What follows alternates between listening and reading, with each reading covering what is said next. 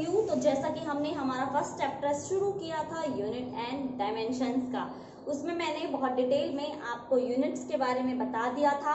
ये भी हम लोग समझ चुके थे कि यूनिट क्या होती है, यूनिट की क्या ज़रूरत है, यूनिट के टाइप्स कितने हैं, ये सारी चीज़ें हम बहुत अच्छे से समझ चुके थे। देन उसके बाद हमने एक यूनिट का राजा भी निकाल के दिखाया था, जिसमें हमने देखा कि हमारा एक सिस्टम जो है, एक ऐसा सिस्टम जो इंटरनेशनल लेवल पे क्या करता है, वर्क करता है, जिसका नाम क्या था, बताओ जल्दी से याद करो। सिस्टम ऑफ इंटरनेशनल, यानी कि जहां भी आप बात करते हैं किसी भी एक बेसिक यूनिट के बारे में, वहां नाम आता है SI यूनिट का। तो आज जो हम करने वाले हैं ना, हम आज SI यूनिट जो हमारा MKS पे बेस्ड होता है, उसके बहुत इंपॉर्टेंट एडवांटेजेस देखने वाले हैं। ये एडवांटेजेस क्या होती हैं, क्यों देखनी है हमें, क्यों समझनी है, क्यों ज्यादा जरूरी है। देखिए चलिए एक बात बताइए मुझे, आपके साथ एक गेम खेलते हैं आज, पढ़ाई तो होती रहती है, थोड़ा सा तो मजाक भी चलता है, थोड़ा सा तो गेम भी चलता है। अगर मैं आपके सामने 3 चीजें रख दूं, ठीक है, मैं आपके सामने यहाँ पे 3 चीजें रख लूं, गोलगप्पे, बर्गर और एक क्या रखूं, समोसे, तो आप कौन सी चीज को खाना पसंद करेंगे? Choice is yours. क्या लेना पसंद करेंगे आप? गोलगप्पे खाने हैं, बर्गर खाना है, या फिर आपको खाने हैं समोसे? तो आपको सिर्फ एक चीज लेनी है, तो आप किसको चूज करेंगे? तो आप में से बहुत से लोग कहेंगे हमें गोलगप्पा खाना है, बहुत से लोग कहेंगे हमें बर्गर खाना है, और बहुत से लोग ये कहेंगे कि भाई हमें तो समोसे ही अच्छे लगते हैं, गरम गरम समोसे खाने हैं। तो कहने का मतलब सबकी जो चॉइस होती है वो अपने टेस्ट के अपने अकॉर्डिंग होती है। सेम ऐसा ही हमने ये देखा था कि जितने भी कंट्रीज होती हैं उनकी खुद की अपनी चॉइस है, खुद का अपना सब कुछ होता है, जिसके ऊपर वो अपना पूरा सिस्टम चलाते हैं। लेकिन आप मुझे एक बात बताइए, अगर आपके पास बहुत सारे समोसे एक टेबल पे रखे हों, बहुत सारे पिज्जा रखे हों, बहुत सारे गोलगप्पे रखे हों, मैंने सारी चीजों को टेबल पे लगा दिया और अब हम बहुत सारे लोग हैं, उस टेबल के अराउंड हम बहुत सारे लोग हैं, तो क्या आपको अगर समोसा खाना पसंद है तो क्या आप बस समोसा ही खाएंगे, या जिसको गोलगप्पे खाना पसंद है इस इतना सब कुछ देखने के भी बावजूद वो सिर्फ समोसे ही खाएगा? ऐसा नहीं है ना, बिल्कुल भी नहीं है। अगर इतनी सारी चीजें रखी हुई हैं तो कॉमन सी बात है वो एक एक सब में से क्या करेगा, टेस्ट करेगा ना।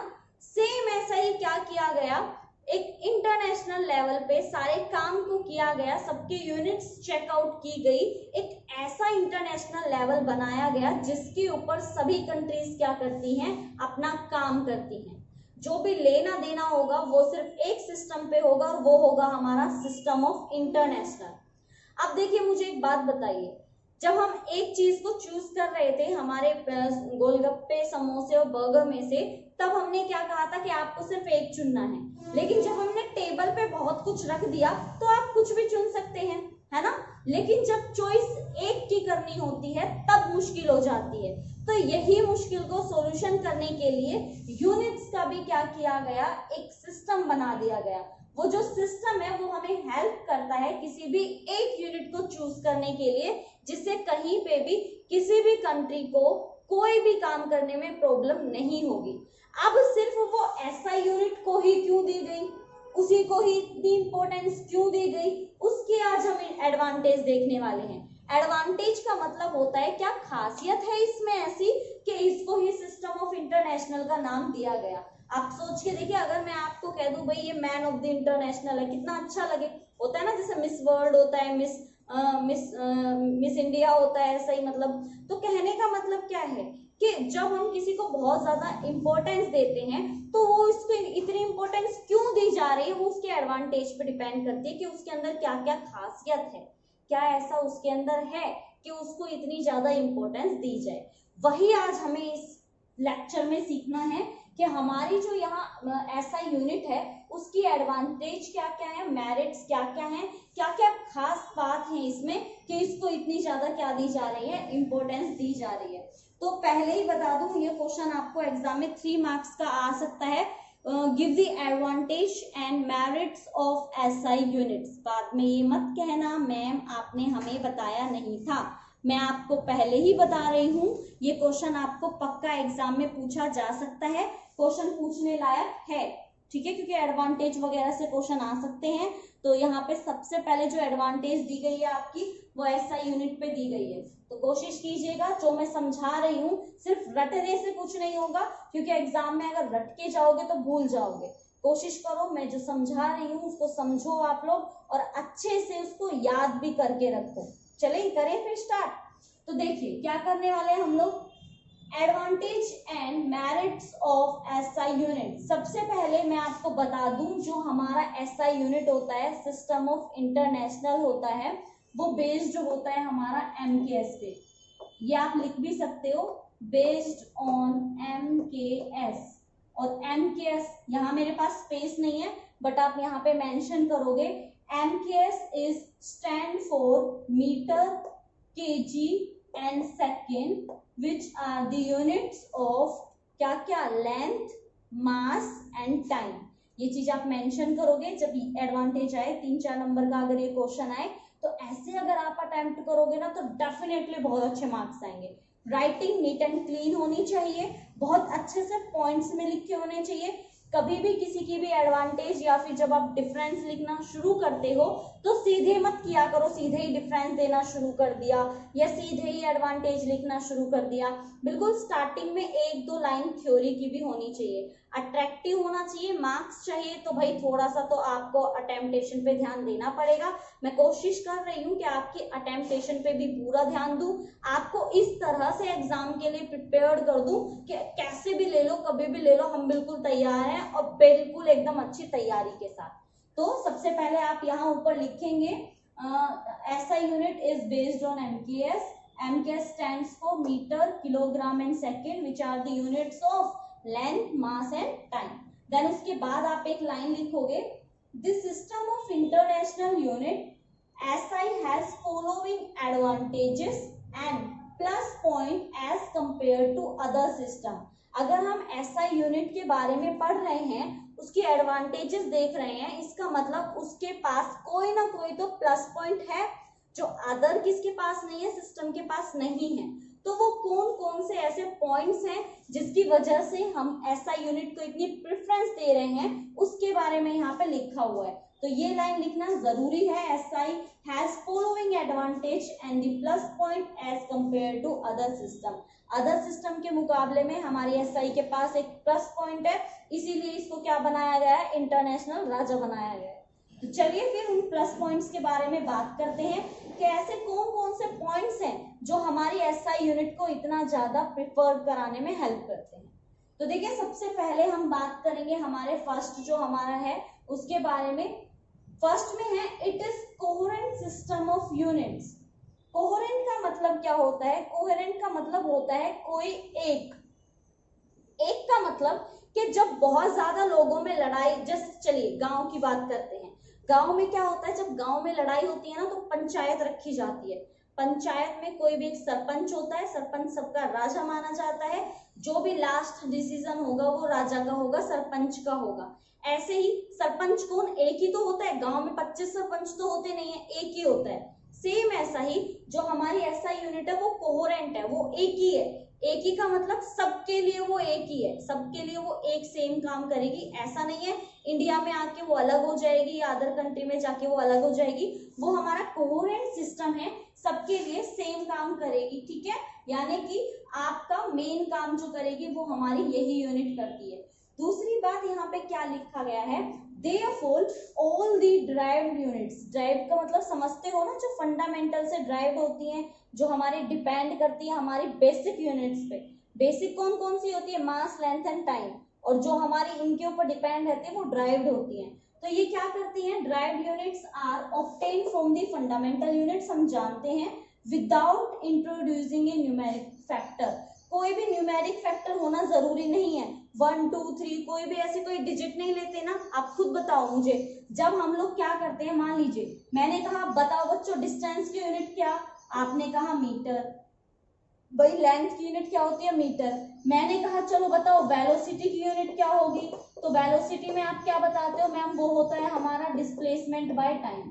तो ये मैंने लिख दिया है यहाँ पे डिस्प्लेसमेंट बाय टाइम। अब अगेन क्या होती है, लेंथ ही तो होती है, तो इसकी यूनिट लिखोगे तो क्या हो जाएगी L/T यानी कि मीटर पर सेकेंड। अब देखो यहाँ पे सिर्फ हमने यूनिट के बारे में ही बात की ना, कोई मैथमेटिकल टर्म नहीं आई ना, मैंने कहीं पे भी ये लिखा 1 2 3 4 कोई डिजिट यूज की नहीं, हमने सिर्फ ड्राइव यूनिट को क्या किया, ऑब्टेन किया, किससे, फंडामेंटल यूनिट से, बिना कोई भी न्यूमेरिक फैक्टर यूज किए हुए। तो जब आप लोग SI यूनिट में करते हो ना चेंज, ये जो मैंने अभी अभी डिस्प्लेसमेंट बाय टाइम को यानी कि वेलोसिटी की जो मैंने यूनिट निकाली है मीटर पर सेकंड, ये जो मैंने निकाली है ये SI यूनिट है, क्योंकि मीटर क्या होती है, एक SI यूनिट होती है, सेकंड क्या होती है, एक SI यूनिट होती है। कहने का मतलब किसी भी एक सिस्टम से दूसरे सिस्टम में जब आप SI में चेंज करते हो, किसी न्यूमेरिक वैल्यू की जरूरत नहीं होती, किसी भी मैथमेटिकल टर्म की जरूरत नहीं होती, ये चीज आपको याद रखनी है।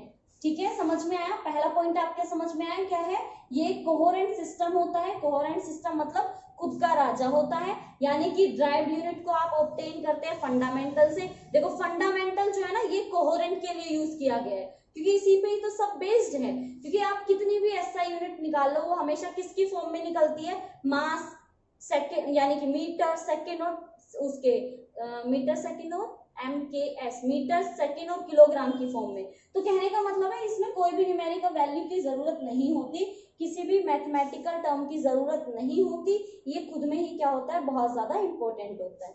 ठीक है, तो ये तो हो गया हमारा फर्स्ट पॉइंट। आई होप आपके समझ में आया होगा कि यहाँ पे क्या कहने की कोशिश की गई है। आप सिंपली इतना भी याद रख सकते हैं कि it is a coherent system of units, बाद में लिख सकते हैं derive units are obtain from fundamental unit without introducing a numeric factor, क्योंकि ये बात तो आप बहुत बार पढ़ भी चुके हैं कि हमारी जो ड्राइव्ड यूनिट होती है वो किससे बनाई जाती है, हमारी फंडामेंटल यूनिट से। तो मुझे नहीं लगता इसमें कुछ भी अलग से आपको करने की या आपसे बताने की मुझे जरूरत पड़ेगी। तो चलिए फिर अब आते हैं हमारे नेक्स्ट पॉइंट की तरफ कि हमारा नेक्स्ट पॉइंट यहाँ पे हमें क्या कहना चाह रहा है। नेक्स्ट पॉइंट में हमें बताया गया है इट इज रैशनल नंबर, ये uses only one unit for similar type physical quantity, यानी कि अगर आप किसी भी एक क्वांटिटी के बारे में बात करेंगे तो उसकी जो यूनिट होगी वो क्या होगी, आपकी हमेशा सिमिलर होगी। वेलोसिटी है, वेलोसिटी की जब आप SI यूनिट निकालोगे, कैसे भी निकालो वो हमेशा क्या आएगी, मीटर पर सेकंड ही आएगी, आप उसको चेंज नहीं कर सकते हो। तो यहाँ पे जो कहने का मतलब है इनका वो ये है कि हमारी जो SI यूनिट होती है वो कैसी होती है, आपकी रैशनल नंबर होता है।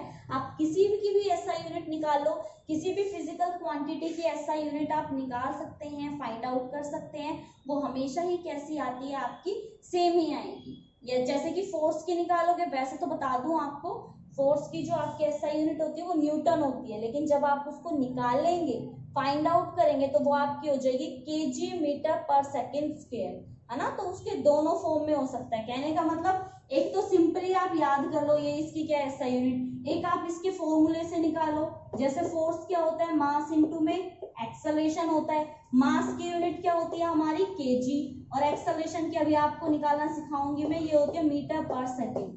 तो ये भी आपकी क्या होती है, हमेशा सेम रहती है, हमेशा इक्वल वैल्यू दिखाएगी। और रैशनल नंबर तो आप पता ही होगा आपको क्या, जिसको P/Q की फॉर्म में भी क्या कर सकते हो आप लोग, फाइंड आउट कर सकते हो। तो आप देख सकते हो वेलोसिटी में M/S है ना, तो P/Q की फॉर्म में तो उसको आप लोग पुट अप कर ही सकते हो।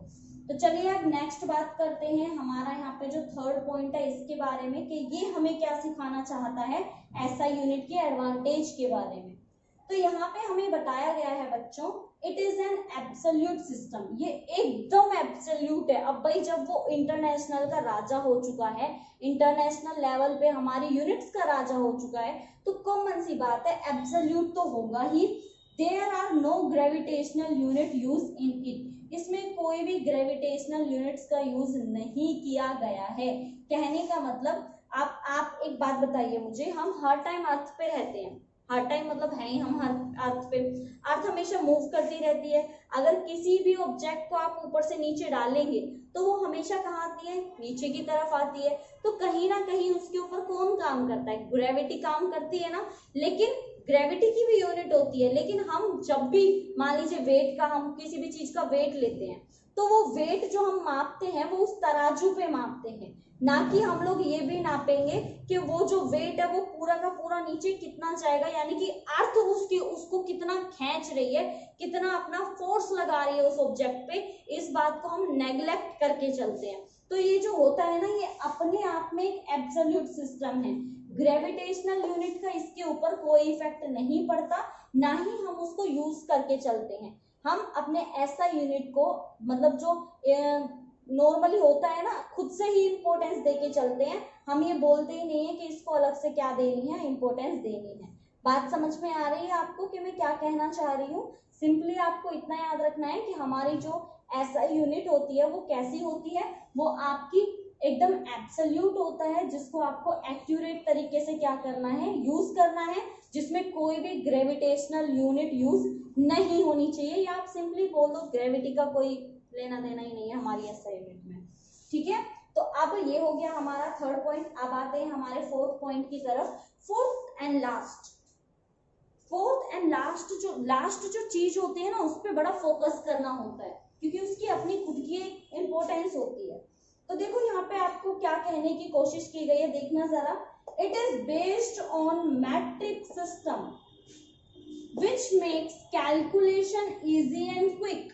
ये एक मैट्रिक सिस्टम पे काम किया गया है, जिसकी कैलकुलेशन करना बहुत ज्यादा क्या है, इजी है और फटाक से हो जाता है। अब आप कहेंगे कैसे मान ले, हम कैसे मान ले इतना इजी है? तो भाई इजी है। जैसे आपने देखा, मैंने कहा कि अगर मैं एक्सेलरेशन की क्या निकालूं, यूनिट, तो मान लीजिए मेरे को एक्सेलरेशन की यूनिट निकालनी है, तो सबसे पहले तो मुझे इसका पता होना चाहिए फॉर्मूला। तो मैंने कहा भाई इसका जो फॉर्मूला होता है वो होता है velocity by time, velocity by time. तो मैंने ये वेलोसिटी बाय टाइम यहाँ पे लिख दिया। ठीक है, तो पहली बात तो ये एक रैशनल नंबर की तरह शो कर रहा है, क्योंकि ये p बाई क्यू की फॉर्म में हो गया, तो ये इस वाले को, ये जो है इसको फॉलो कर रहा है, फर्स्ट थिंग। सेकंड, इसको निकालना ज्यादा मुश्किल नहीं है, क्योंकि आप 1 बाय 1 करके फॉर्मूला क्या करते हैं, याद करना शुरू करते हैं। अब सिंपल सी बात है, 1 बाय 1 याद करोगे तो सबसे पहले आप लोग एरिया निकालोगे, फिर वॉल्यूम निकालोगे, फिर आप डिस्टेंस निकालोगे, देन उसके बाद आप लोग वेलोसिटी निकालोगे, फिर नाम आता है एक्सेलरेशन का। अब जब वेलोसिटी निकाल ही चुके हो तो एक्सेलरेशन निकालना मुश्किल थोड़ी ना है। वेलोसिटी की क्या आई थी आपके, मीटर पर सेकेंड, क्या आई थी आपकी, मीटर पर सेकेंड। और टाइम की क्या होती है, टाइम की भी होती है सेकेंड। तो आप जब इसको निकालते हो तो क्या बन जाता है, मीटर पर सेकेंड स्क्वायर। तो बताओ कहाँ पे मुश्किल है, कितना तो आसान है। सिर्फ आपको फॉर्मूला याद होना चाहिए, फॉर्मूले में जो भी आपकी वैल्यू आ रही है, जैसे इसमें वेलोसिटी आ रही है, बस आपको उसकी वैल्यू पता होनी चाहिए, उसका आपको यूनिट पता होनी चाहिए। तो इसका जो सॉल्यूशन होता है वो एक्चुअल में बहुत इजी है और बहुत ही ज्यादा क्या है, क्विक है। तो ये चीज आपको क्या करनी है, समझ के चलनी है। तो यहाँ पे ये बोल दिया गया है कि मैट्रिक सिस्टम पे काम करता है, यानी कि थोड़ा बहुत तो भाई डिवाइड विवाइड थोड़ा सा हो ही जाता है। जैसे इसमें है p बाई क्यू में, तो जैसे कि मैंने यहाँ मल्टीप्लाई किया, सेकंड को सेकंड से सेकंड स्क्वायर हो गया, थोड़ी बहुत तो यार चलती है, इतना तो अपन लोग हैं, इतना तो अपन लोग में दिमाग है, 10th करके आए 12th करके आए, ऐसे ही थोड़ी ना है ना। तो भाई ये थी हमारी सारी की सारी एडवांटेजेस, जो कि किससे रिलेट करती थी, हमारी एसआई यूनिट से। मैं आपसे ना सीरियसली एक बात कहना चाहूंगी, ये जो मैंने अभी अभी आपको एडवांटेजेस कराई है, एक एक पॉइंट को बहुत अच्छे से एक्सप्लेन किया है, और रियल में ये क्वेश्चन आपका आ सकता है, एडवांटेज पूछी जा सकती है एसआई की, क्योंकि ऐसा यूनिट पूछना 1 मार्क्स में आ जाएगा, कोई बड़ा भी तो क्वेश्चन होना चाहिए ना।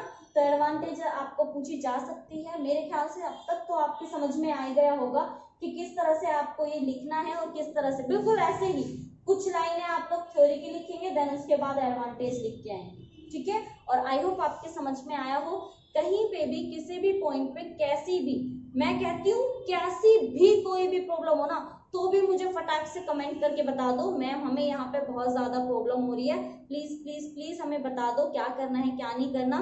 अगर आपको इन पॉइंट में, ये जो मैंने पॉइंट्स लिखे, इनमें से एक में भी अगर आपको प्रॉब्लम है ना, तो आप मुझे कमेंट करके बता दो, हमें एडवांटेज के इसमें बहुत ज्यादा प्रॉब्लम है, समझ में नहीं आ रहा, मैं उसको ही दोबारा कराऊंगी, पर कराऊंगी जरूर। लेकिन जो हम लोग टारगेट लेके चल रहे हैं, वो टारगेट आपका अभी के लिए नहीं है, वो टारगेट आपका कंप्लीट कोर्स, आपका एग्जाम, आपका रिजल्ट, आपके प्लेसमेंट तक का है। इवन यानी कि हम लोग ये चाहते हैं कि आप लोगों का प्लेसमेंट बहुत अच्छे से हो जाए, कॉलेज के थ्रू ही हो जाए, ताकि आपको स्टार्टिंग में ही बहुत अच्छी एक नेम फेम वाली जॉब मिले, जो आपको मतलब अलग ही तरह की खुशी दे। अगर आपने सोच ही लिया कोर्स करना है तो अच्छे से कर लो, और अच्छे से तो तभी होगा ना जब इन सारी चीजों को जो समझाया जा रहा है उनको अच्छे से पढ़ोगे। तो कोशिश करिएगा इन सबको आप नोट डाउन कर ले। ये जो मैंने छोटे छोटे आपको एग्जाम्पल्स दिए हैं ना यहाँ पे, ये एग्जाम्पल्स भी ना नोट डाउन कर लिया करो, ताकि साइड में कर लिया करो। साइड में जो थोड़ा सा स्पेस रह जाता है ना नोटबुक में, उस स्पेस में उसको एग्जाम्पल को ऐड कर लिया करो, ताकि आपको याद रहे कि एक्चुअली में ये पॉइंट आपको क्या कहना चाह रहा है। समझ में आया आपको? तो ये आपका यहाँ पे आपकी एडवांटेज जो होती है हमारे एसआई यूनिट की, वो यहाँ पे फिनिश हो जाती है। आई होप आपके समझ में आया होगा। ना भी आया हो तो बेझिझक आप कोई भी क्वेश्चन मुझसे पूछ सकते हैं, कोई भी आप लोग पॉइंट मुझसे पूछ सकते हैं, जरूर बताऊंगी मैं आपको, ऐसा नहीं है नहीं बताऊंगी। ठीक है, तो अब आपका होमवर्क क्या रहेगा, आपकी नोटबुक कंप्लीट होनी चाहिए। अगर आप ऑफलाइन होते तो मैं सबके नोटबुक चेक करती, वैसे आप मुझे करा सकते हो, पिक भेज सकते हो आप मुझे कमेंट में। तो फटाफट से अपनी नोटबुक दिखाइए मुझे, कैसे कैसे आप नोटबुक बना रहे हैं, आपके नोट्स कैसे आप प्रिपेयर कर रहे हैं। तो अब मैं मिलूंगी आपको नेक्स्ट वीडियो में एक बहुत अच्छे से चैप्टर के साथ, एक बहुत अच्छे से कॉन्सेप्ट के साथ। तब तक के लिए नोट्स बना लेना, और अगर आप हमारे चैनल पे न्यू हैं तो चैनल को सब्सक्राइब करना मत भूलना, क्योंकि ऐसे ही बहुत मस्त मस्त वीडियो लेके आने वाली हूँ मैं आपके लिए, ताकि आपको नोटिफिकेशन मिल जाए। तो बेल आइकन तो ऑन करना बनता है बॉस, और अपने दोस्तों के साथ इसको जरूर शेयर कर लेना, ताकि ये जो सारी चीजें हम लोग सीख रहे हैं वो उनके लिए भी बहुत ज्यादा हेल्पफुल हो जाए। और आपका काम होमवर्क याद रहेगा ना, नोटबुक कंप्लीट होनी चाहिए, और सिर्फ कंप्लीट नहीं होनी चाहिए, आपको ये याद भी होना चाहिए और आना भी चाहिए। तो चलिए फिर मिलेंगे नेक्स्ट वीडियो में, तब तक के लिए ध्यान रखिएगा अपना। Bye bye bye bye bye, take care.